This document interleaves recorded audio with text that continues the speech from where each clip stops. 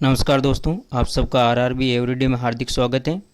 आज हम इस वीडियो में चर्चा करेंगे कि जो रॉ मार्क्स और नॉर्मलाइजेशन मार्क्स में कितना अंतर रहा है पिछले कुछ वर्षों में। तो पिछले वर्ष के कुछ स्टूडेंट का जो रिजल्ट है वो चेक करेंगे हम। इसमें देखेंगे कितना फ़र्क रहा है, रॉ मार्क्स से नॉर्मलाइजेशन मार्क्स कितना हो गया था। एक किसी स्टूडेंट के रॉ मार्क्स था वो 65 था, रॉ स्कोर 63 था, उसके हो गए 92। ध्यान रखना, इतना इंक्रीज़ हो गया था नॉर्मलाइजेशन के बाद में।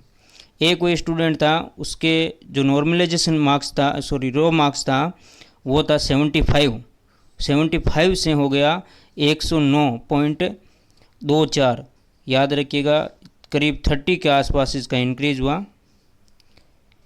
किसी स्टूडेंट के जो रॉ मार्क्स थे वो थे 74, वहाँ से 101 हो गया। तो देख लीजिए, रॉ मार्क्स से इतना इंक्रीज़ हो रहा है। कईयों के करीब 30 मार्क्स का भी फ़र्क पड़ सकता है, 30-40 मार्क्स का भी फ़र्क पड़ सकता है, कईयों के घट भी सकता है। इसमें जो रॉ मार्क्स था वो है 76, वहाँ से 81 हो गया था नॉर्मलाइजेशन के बाद में, यानी 5 मार्क्स इसके बढ़े। और एक स्टूडेंट के 41 था, उसके 45 हो गए। एक स्टूडेंट के 100 में से जो रॉ मार्क्स थे वो 75 में से जो रॉ मार्क्स थे वो 48 थे, और नॉर्मलाइजेशन के बाद में उसके जो मार्क्स बढ़ गए वो 72 हो गए। एक किसी स्टूडेंट के रॉ मार्क्स थे, याद रखिए टोटल क्वेश्चन 100 थे और उसने एक क्वेश्चन को ड्रॉप किया, और उसके जो नंबर ऑफ अटैम्प्ट क्वेश्चन थे 81 थे, करेक्ट क्वेश्चन 63 थे, और रॉन्ग क्वेश्चन 18 थे। ध्यान रखना, 18 थे।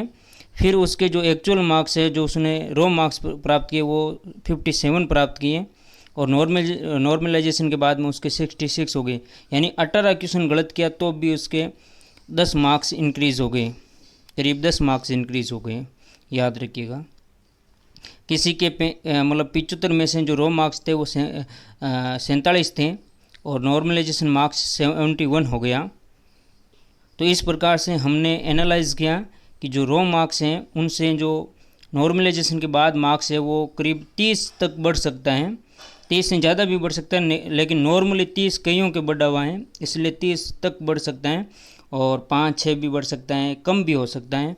इसलिए घबराएं नहीं। जिनके 50 के आसपास नंबर आ रहे हैं उनका चांस है कि उनके CBT 2 के लिए वो एलिजिबल हो सकते हैं। धन्यवाद।